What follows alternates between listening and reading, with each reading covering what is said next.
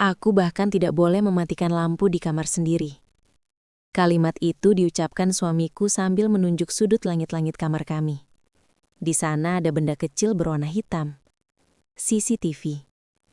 Supaya aku tahu kamu tidak macam-macam, katanya dengan senyum merendahkan.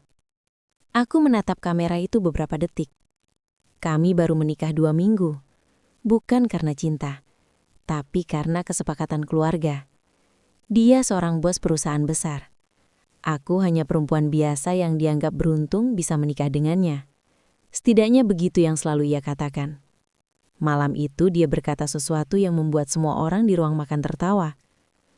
Perempuan seperti dia harus diawasi, kalau tidak bisa lupa diri. Aku tidak membantah. Aku hanya diam, karena aku tahu sesuatu yang tidak dia tahu. Dan malam itu, kamera yang dia pasang untuk mengawasiku justru akan menjadi awal dari kehancuran kesombongannya. Namaku Nara. Aku menikah dengan Arkan Pratama, seorang CEO muda yang dikenal dingin dan ambisius. Banyak orang mengira hidupku sekarang seperti mimpi. Rumah besar, mobil mewah, suami kaya. Tapi mereka tidak pernah melihat bagaimana hidup di dalam rumah itu sebenarnya. Arkan tidak pernah mencintaiku. Dia menikahiku karena ayahku pernah menyelamatkan bisnis keluarganya bertahun lalu. Pernikahan ini hanyalah balas budi. Dan sejak hari pertama, dia tidak pernah membiarkanku lupa itu. Jangan pernah berpikir kamu setara denganku, katanya suatu malam. Kalimat itu sederhana, tapi cukup untuk menjelaskan posisi sebenarnya dalam rumah tangga kami. Aku bukan pasangan, aku hanya kewajiban. Kalau kalian pernah berada di posisi dianggap tidak berarti dalam hubungan, coba tulis di komentar. Aku pernah. Kadang, orang yang paling diam justru yang paling lama menahan luka. Hari pertama setelah pernikahan kami tidak terasa seperti awal kehidupan baru. Tidak ada rasa hangat, tidak ada percakapan canggung yang biasanya dimiliki pasangan yang sedang belajar mengenal satu sama lain. Rumah besar itu terasa lebih seperti kantor yang terlalu luas, dingin, dan penuh aturan. Aku masih berdiri di tengah kamar ketika Arkan masuk sambil membuka jasnya dengan gerakan santai. Seolah hari itu hanyalah hari kerja biasa baginya. Ia tidak bertanya apakah aku lelah setelah acara pernikahan yang panjang. Ia juga tidak menanyakan apakah aku nyaman di rumah barunya. Hal pertama yang ia lakukan justru menunjuk ke sudut langit-langit kamar dengan dagunya. Lihat itu, katanya singkat. Aku mengikuti arah pandangnya. Di sana ada benda kecil berwarna hitam yang hampir tidak terlihat jika tidak diperhatikan dengan seksama. Sebuah kamera. Aku menatapnya beberapa detik sebelum akhirnya bertanya pelan. Itu CCTV. Arkan mengangguk tanpa rasa bersalah sedikit pun. Ia bahkan tampak puas melihat reaksiku. Seluruh rumah ini punya kamera, katanya sambil berjalan menuju meja kerja di sudut kamar. Termasuk kamar ini. Ada jeda hening beberapa detik sebelum aku bertanya lagi. Kenapa kamar juga? Arkan berhenti sejenak lalu menoleh kepadaku dengan senyum tipis yang sulit dibaca. Supaya aku tahu kamu tidak macam-macam. Kalimat itu diucapkan dengan sangat ringan, seolah itu hal paling normal di dunia. Aku menatap wajahnya mencoba mencari tanda bahwa ia hanya bercanda, tapi tidak ada sedikit pun gurauan di sana. Aku akhirnya berkata pelan, "Kamu tidak percaya aku?" Arkan tertawa kecil, bukan tawa yang hangat, tapi tawa yang terdengar seperti seseorang yang sedang mendengar pertanyaan bodoh. "Kepercayaan itu mahal," jawabnya sambil membuka laptopnya, "dan kamu belum pantas mendapatkannya." Kata-kata itu terasa seperti sesuatu yang dijatuhkan saja di tengah ruangan. Berat, dingin, dan sulit diabaikan. Aku tidak membalas. Aku hanya berdiri di tempat yang sama beberapa saat sebelum akhirnya duduk di tepi ranjang. Hari pertama pernikahan kami, dan aku sudah merasa seperti orang asing di rumah sendiri. Malam itu kami makan bersama beberapa manajer perusahaan Arkan yang datang untuk mengucapkan selamat. Meja makan besar di ruang tengah dipenuhi makanan, percakapan ringan dan tawa orang-orang yang mencoba terlihat santai di depan bos mereka. Salah satu manajer berkata dengan ramah, "Pak Arkan akhirnya menikah juga. Kami sampai tidak percaya." Arkan hanya tersenyum sambil memutar gelas minumnya di tangan. Lalu seseorang bertanya kepadaku, "Ibu bekerja di bidang apa?" Aku baru saja membuka mulut untuk menjawab ketika Arkan lebih dulu berbicara. "Dia tidak bekerja," katanya santai. Beberapa orang mengangguk sopan, tapi Arkan belum selesai. "Dia hanya bagian dari kesepakatan lama keluarga." Beberapa orang tertawa kecil, mungkin mengira itu hanya candaan. Tapi Arkan menambahkan sesuatu yang membuat suasana meja makan terasa berbeda. "Anggap saja dia istri kontrak." Aku menatapnya tanpa berkata apa-apa. Ia bahkan tidak melihat ke arahku ketika mengatakan itu. Ia hanya melanjutkan makan dengan tenang, seolah kalimat itu tidak memiliki arti apa-apa. Salah satu manajer mencoba memperbaiki suasana dengan berkata, "Tetap saja, Pak. Ibu sekarang bagian dari keluarga." Arkan mengangguk. "Kalau dia beruntung, mungkin 5 tahun lagi aku masih ingat namanya." Beberapa orang tertawa lagi, kali ini lebih ragu. Aku duduk diam di kursiku. Tanganku masih memegang sendok yang tidak lagi aku gunakan. Kalimat itu mungkin terdengar ringan bagi orang lain, tapi bagiku itu adalah pertama kalinya aku benar-benar mengerti posisi sebenarnya dalam pernikahan ini. Aku bukan pasangan Arkan, aku hanya kewajiban yang sedang ia jalani. Dan di atas langit-langit kamar kami, kamera kecil itu tetap menyala, merekam semuanya. Hari-hari di rumah Arkan berjalan dengan pola yang hampir selalu sama. Pagi hari, ia berangkat ke kantor sebelum matahari benar-benar tinggi. Dan malam hari, ia pulang ketika rumah sudah sunyi. Kadang lewat tengah malam, kadang lebih cepat, tapi tetap dengan ekspresi yang sama. Tenang, dingin, dan sulit ditebak. Rumah besar itu terasa seperti hotel yang terlalu luas untuk satu orang. Pelayan datang dan pergi menjalankan pekerjaan mereka, tapi hampir tidak ada percakapan yang benar-benar hidup.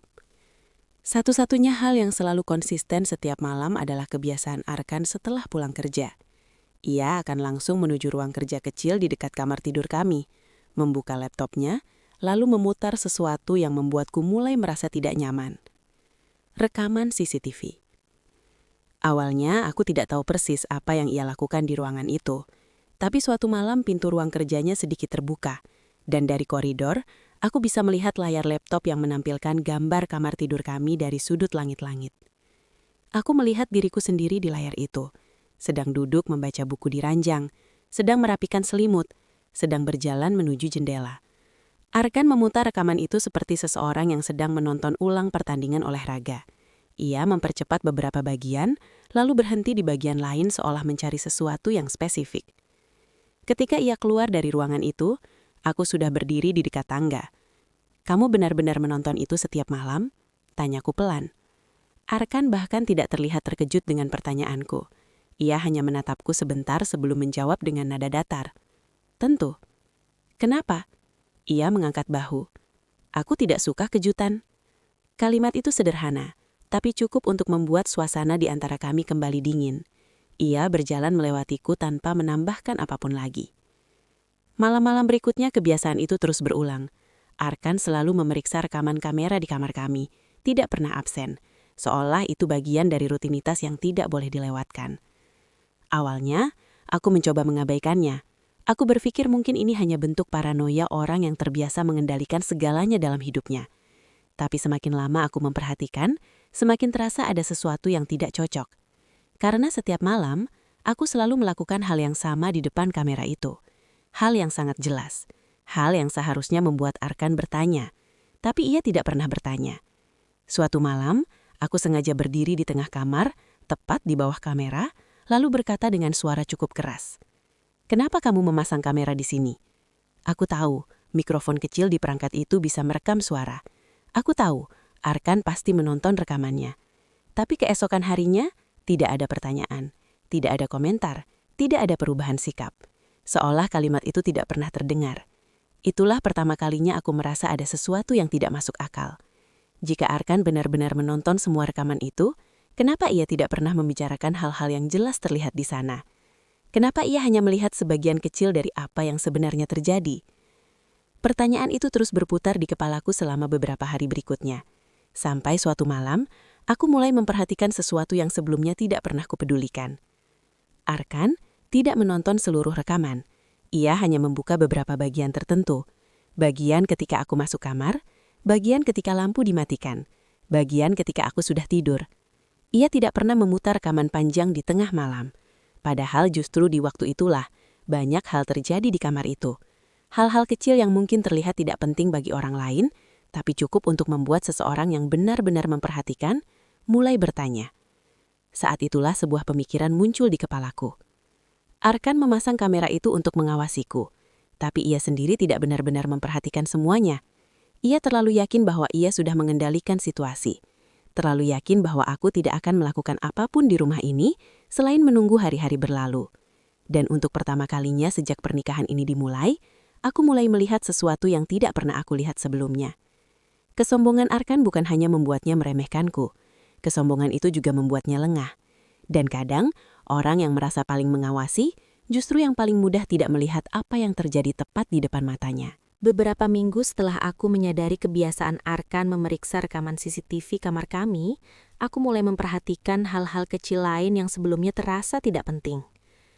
Rumah itu memang selalu terasa sunyi, tapi ada bagian-bagian dari rutinitas Arkan yang perlahan mulai terlihat berbeda jika diamati lebih lama. Ia sering menerima telepon larut malam di ruang kerjanya. Ia juga mulai mengunci beberapa laci meja yang sebelumnya tidak pernah ia kunci. Bagi orang lain mungkin itu hal biasa, bagi seorang pengusaha yang sibuk. Tapi bagiku, setiap detail kecil mulai terasa seperti potongan puzzle yang belum tersusun. Suatu malam aku terbangun karena haus. Rumah sudah benar-benar sepi. Jam di dinding menunjukkan hampir pukul 2 dini hari. Ketika aku keluar kamar untuk mengambil air di dapur, aku melihat cahaya lampu masih menyala dari arah ruang kerja Arkan. Pintu ruangan itu tidak tertutup rapat, hanya sedikit terbuka. Dari celah kecil itu, aku bisa mendengar suara Arkan berbicara pelan. Awalnya aku tidak berniat mendengarkan, tapi langkahku terhenti ketika aku mendengar namaku disebut. Dia tidak tahu apa-apa, kata Arkan di dalam ruangan. Suaranya terdengar santai, bahkan sedikit tertawa. Ada jeda beberapa detik sebelum suara lain dari telepon terdengar samar. Aku tidak bisa menangkap kata-katanya dengan jelas, hanya nada khawatir dari orang di seberang sana. Arkan menjawab lagi. Kali ini lebih tegas. Percayalah, dia tidak akan pernah mengerti urusan perusahaan. Tanganku yang memegang gelas air terasa dingin. Aku berdiri diam di koridor tanpa bergerak, berusaha menahan napas agar tidak menimbulkan suara sedikit pun. Lalu Arkan mengatakan sesuatu yang membuat dadaku terasa seperti ditarik keras dari dalam. Begitu semua saham itu resmi berpindah, pernikahan ini tidak ada gunanya lagi. Kalimat itu diucapkan tanpa emosi, seolah ia sedang membicarakan proyek bisnis biasa. Orang di telepon sepertinya mengatakan sesuatu lagi, karena Arkan tertawa pendek sebelum menjawab. Tenang saja, dia hanya bagian dari proses. Aku menutup mata beberapa detik. Selama ini aku sudah tahu, Arkan tidak pernah mencintaiku. Aku juga tahu pernikahan ini lebih banyak didorong oleh kepentingan keluarga daripada perasaan. Tapi mendengar langsung bahwa aku hanya bagian dari proses, membuat sesuatu di dalam dadaku terasa benar-benar kosong. Aku berdiri di sana cukup lama sampai percakapan itu selesai. Ketika lampu ruang kerja Arkan akhirnya dimatikan dan Arkan keluar dari ruangan, aku sudah kembali ke kamar seperti biasa, pura-pura tertidur. Ia tidak tahu aku mendengar semuanya. Malam itu aku hampir tidak tidur sama sekali. Potongan-potongan yang selama ini terasa aneh, akhirnya mulai saling terhubung. CCTV di kamar, sikap dingin yang tidak pernah berubah, pengawasan yang berlebihan. Semua itu bukan karena Arkan curiga aku akan melakukan sesuatu. Ia hanya ingin memastikan aku tidak melihat sesuatu. Pagi berikutnya aku bangun lebih awal dari biasanya. Rumah masih sunyi ketika aku berjalan melewati ruang kerja Arkan. Pintu ruangan itu tidak terkunci. Aku berdiri beberapa detik di depan meja kerjanya sebelum akhirnya membuka laci atas yang biasanya selalu tertutup. Di dalamnya ada beberapa map dokumen perusahaan. Aku tidak membaca semuanya, hanya beberapa halaman pertama dari dokumen yang paling atas. Tapi itu sudah cukup. Nama perusahaan yang tertulis di sana bukan perusahaan Arkan. Itu perusahaan milik keluargaku. Perusahaan yang dulu diselamatkan oleh ayahku ketika Arkan hampir bangkrut bertahun lalu. Tanganku mulai gemetar ketika membaca bagian lain dari dokumen itu. Ada rencana pengalihan saham, Ada catatan tentang pengambil alihan kepemilikan, dan semua itu dilakukan secara perlahan melalui pernikahan ini. Aku menutup map itu dengan hati-hati. Sekarang semuanya jauh lebih jelas daripada sebelumnya. Arkan tidak menikahiku karena balas budi. Ia menikahiku karena akses, dan ketika semua yang ia inginkan sudah berada di tangannya, aku tidak akan lagi memiliki tempat di rumah itu. Aku berdiri di ruang kerja itu cukup lama, sampai akhirnya keluar dan menutup pintu kembali. Di langit-langit kamar, kamera kecil itu masih menyala seperti biasa. Arkan mungkin berpikir ia sedang mengawasiku setiap malam, padahal sebenarnya kamera itu juga diam-diam memperlihatkan sesuatu kepadaku. Sebuah rencana besar yang selama ini ia sembunyikan. Dan untuk pertama kalinya sejak pernikahan ini dimulai, aku akhirnya tahu apa yang sebenarnya sedang terjadi. Setelah malam ketika aku mendengar percakapan Arkan di ruang kerjanya, hidup di rumah itu terasa berbeda. Bukan karena sesuatu berubah di luar, tetapi karena aku akhirnya mengerti apa yang sebenarnya sedang terjadi di balik semua sikap dinginnya. Sebelumnya aku hanya merasa diperlakukan seperti orang asing di rumah sendiri. Sekarang, aku tahu bahwa aku bahkan bukan bagian dari rumah itu sejak awal.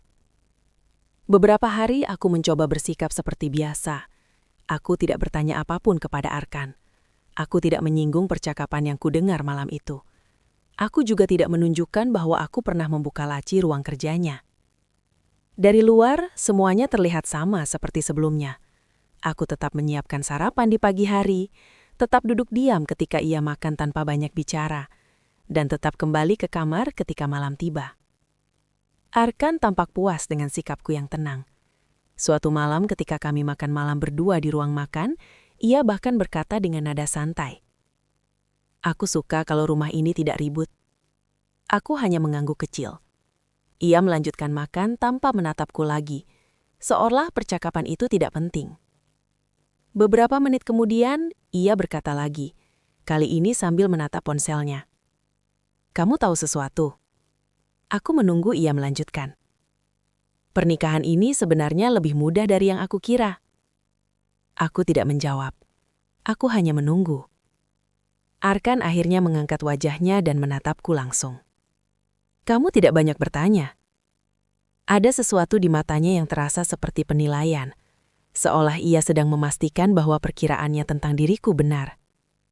"Kalau kamu pintar," katanya kemudian, "kamu akan tetap seperti ini."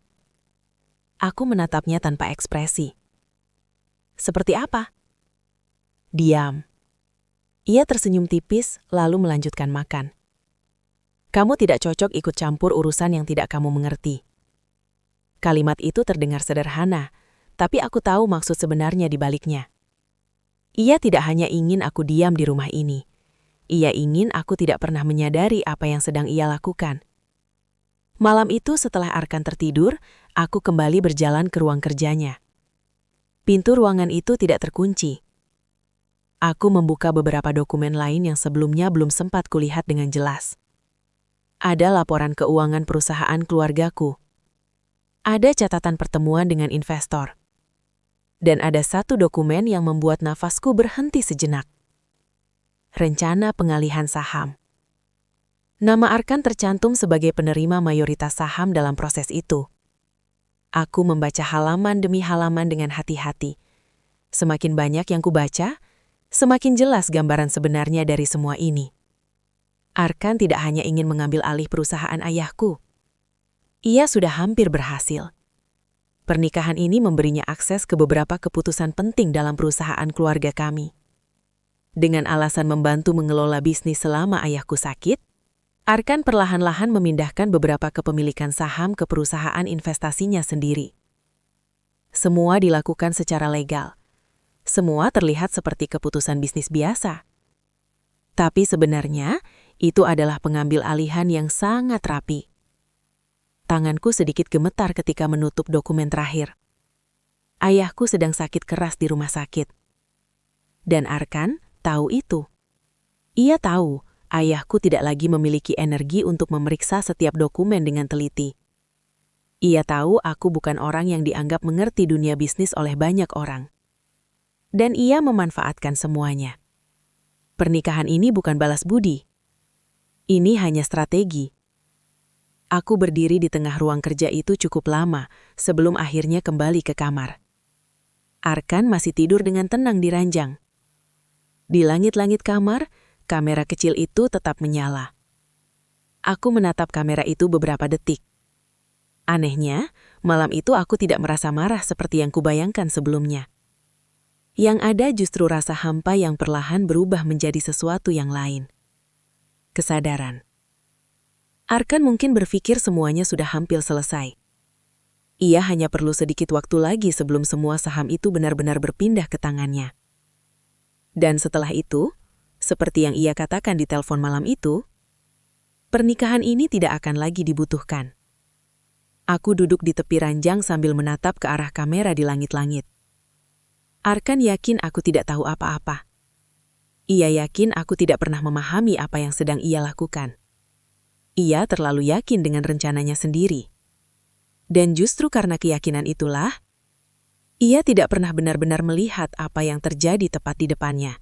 Malam setelah aku membaca semua dokumen di ruang kerja Arkan, aku tidak langsung tidur. Rumah itu begitu sunyi sampai suara jarum jam di dinding terdengar lebih keras dari biasanya. Aku duduk di tepi ranjang cukup lama, mencoba memahami semua yang baru saja kulihat. Rasanya seperti berdiri di tengah ruangan yang selama ini kukira ku kenal, lalu tiba-tiba menyadari bahwa semua pintunya sebenarnya mengarah ke tempat yang berbeda. Arkan tidur dengan tenang di sampingku. Nafasnya teratur, wajahnya terlihat damai seperti seseorang yang yakin semua rencananya berjalan sempurna. Mungkin di kepalanya, masa depan sudah jelas. Perusahaan ayahku akan berada di tangannya. Pernikahan ini akan selesai ketika semuanya sudah aman. Dan aku hanya akan menjadi bagian kecil dari cerita yang mudah dilupakan. Dulu, mungkin aku akan menangis sepanjang malam memikirkan hal itu.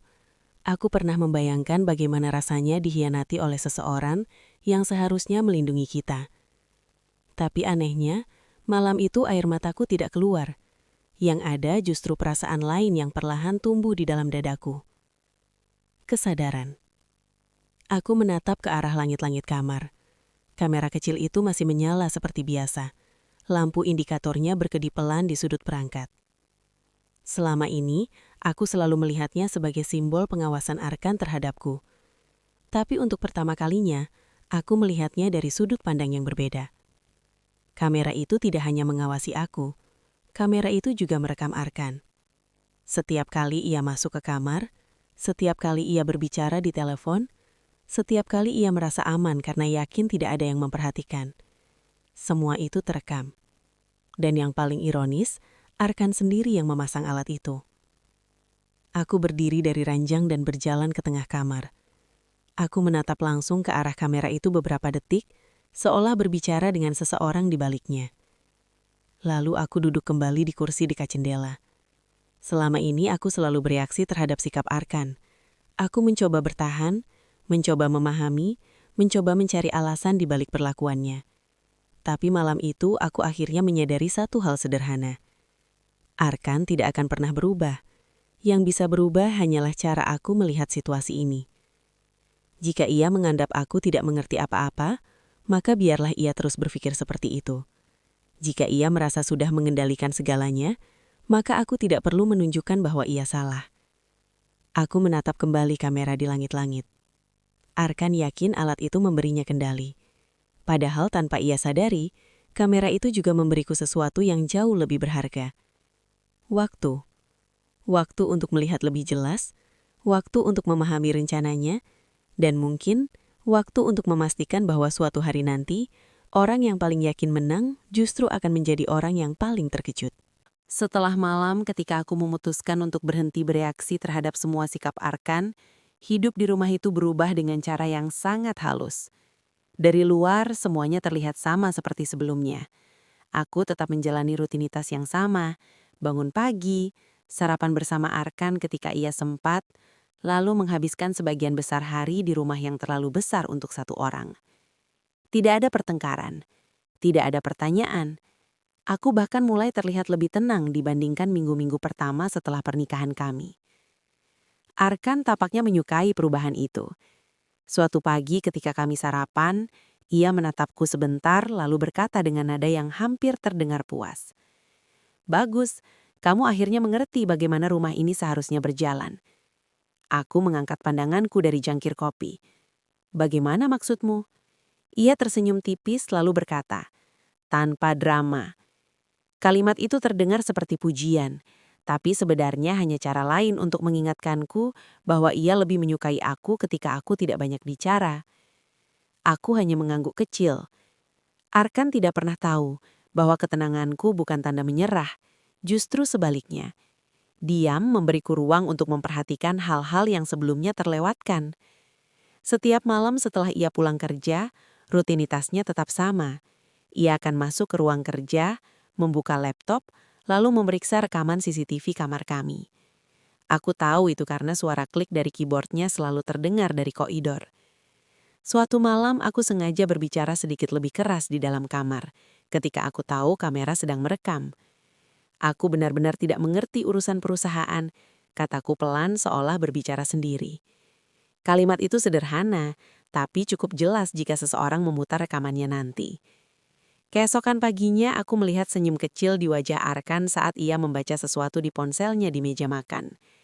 Ia tidak mengatakan apa-apa, tapi dari ekspresinya aku tahu ia melihat rekaman itu, dan ia percaya setiap kata yang kudengar semalam. Itulah yang membuatnya semakin santai. Beberapa hari kemudian, aku mulai melakukan sesuatu yang lebih berani. Aku sengaja berjalan melewati ruang kerjanya ketika pintunya terbuka, seolah tidak sengaja melihat dokumen di meja. "Apa itu?" tanyaku dengan nada penasaran yang dibuat-buat. Arkan langsung menutup map itu. "Bukan urusanmu." Aku hanya mengangguk dan berjalan pergi tanpa memaksa. Dari sudut mataku aku melihat ia tersenyum kecil. Senyum seseorang yang merasa situasi sepenuhnya berada di bawah kendalinya. Sementara itu di malam hari, kamera di kamar tetap merekam semuanya. Rekaman percakapan, rekaman telepon, rekaman saat Arkan berbicara terlalu percaya diri tentang rencananya. Semua tersimpan rapi. Arkan berasa ia sedang mengawasi aku. Padahal sebenarnya, setiap hari ia sedang meninggalkan potongan-potongan bukti yang suatu saat akan dilihat oleh orang lain. Dan semakin lama ia merasa aman, semakin dekat pula hari ketika rasa aman itu akan hilang sepenuhnya. Sebulan setelah aku mulai bersikap tenang dan tidak lagi menentang apapun yang dilakukan Arkan, rumah itu terasa semakin sunyi.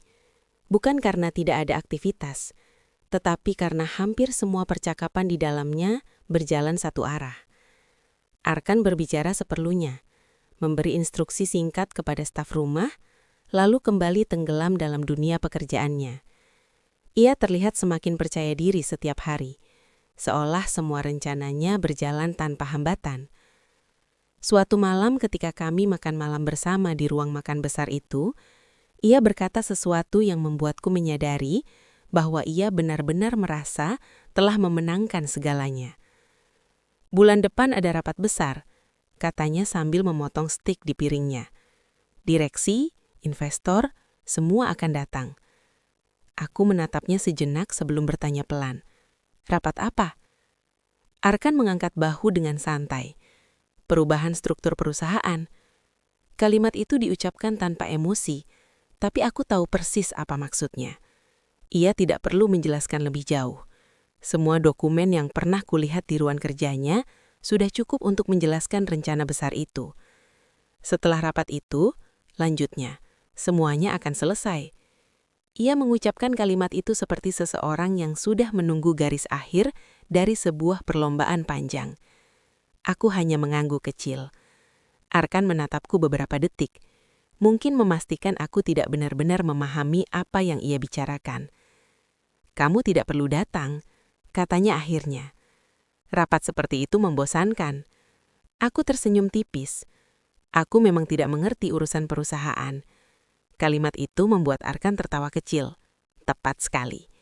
Ia kembali fokus pada makanannya, benar-benar yakin bahwa aku hanyalah seseorang yang tidak akan pernah memahami apa yang sedang ia lakukan.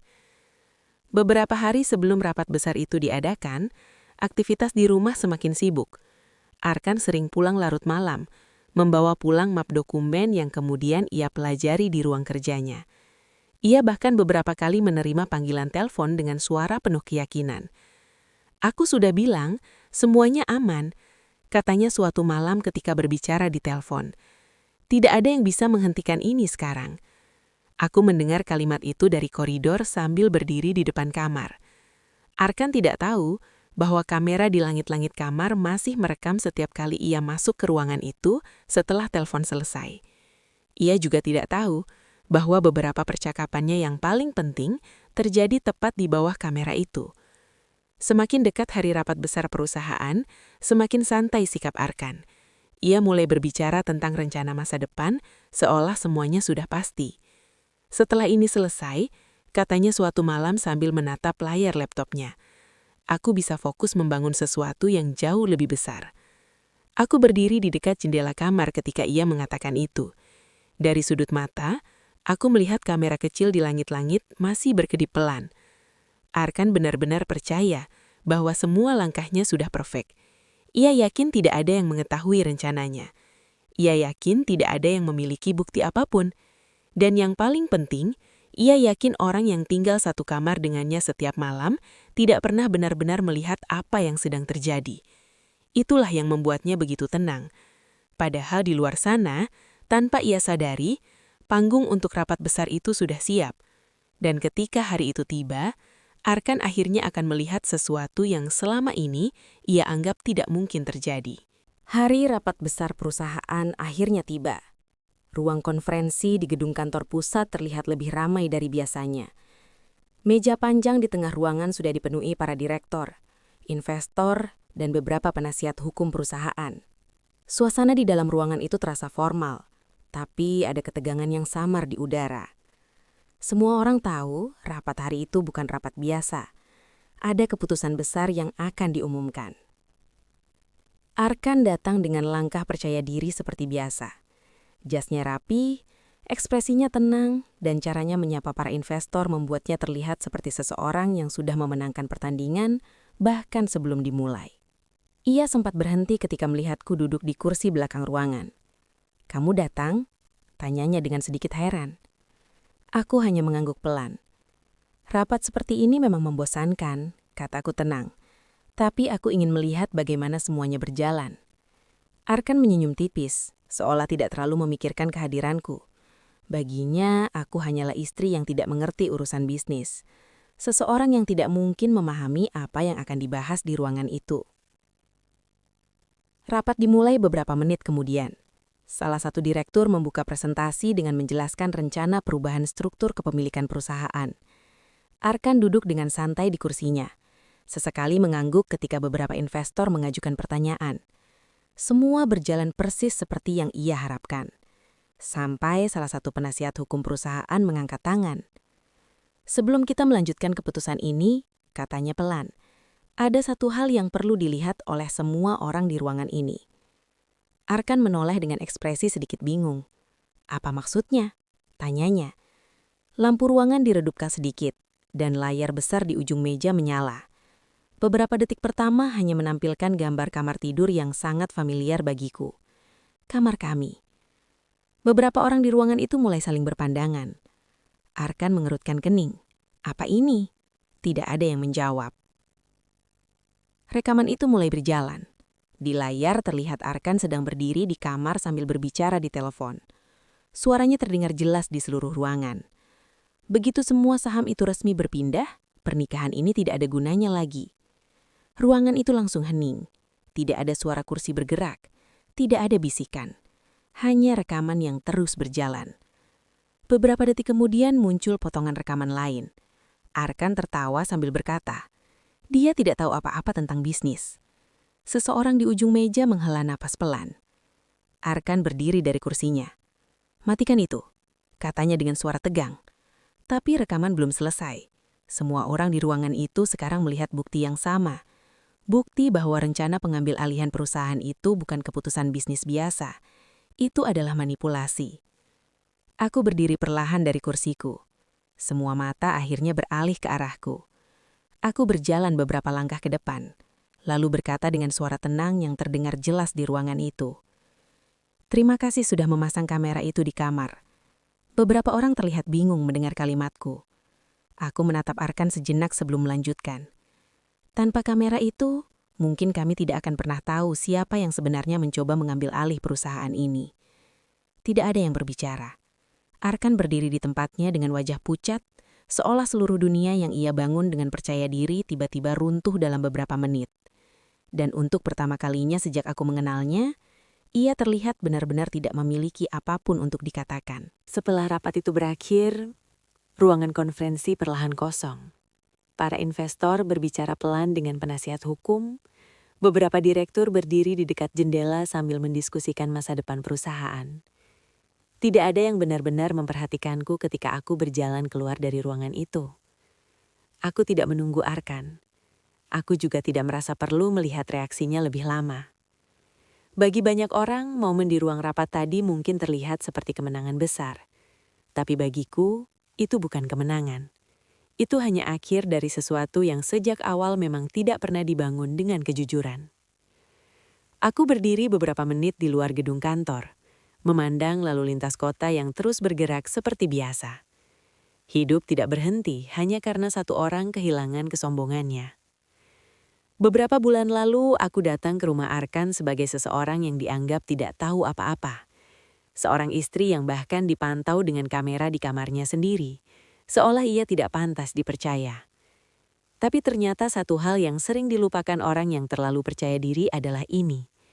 Kesombongan membuat seseorang merasa paling pintar.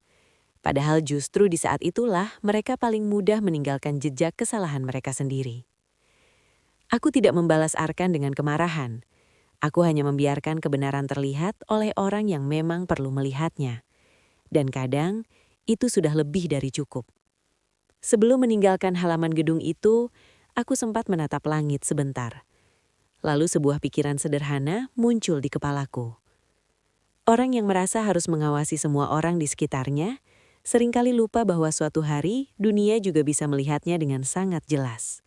Dan ketika saat itu tiba, tidak ada kamera yang bisa dimatikan. Jika kalian pernah diremehkan seperti itu, tulis di komentar, diam bukan berarti lemah.